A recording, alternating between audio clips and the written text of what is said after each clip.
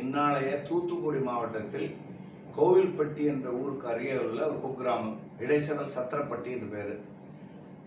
அதில் பிறந்து ஒரு மிடில் கிளாஸ் அக்ரிகல்ச்சர் ஃபேமிலியில் பிறந்து வளர்ந்தவன்.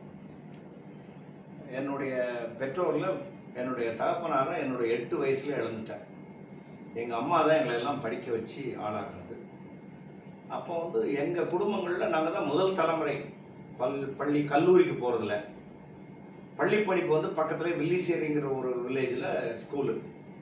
போக வர 4 நாள் 8 மைல் நடந்து போய் படிச்சுட்டு வரணும்.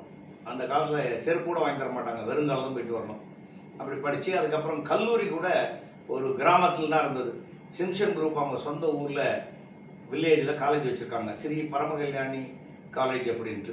அதில் தான் நான் பியூசியும், நாங்கள் படித்த காலத்தில் பியூசி இருந்தது, பியூசியும் டிகிரி பிஎஸ்சி முடிச்சுட்டு நானும் என்னுடைய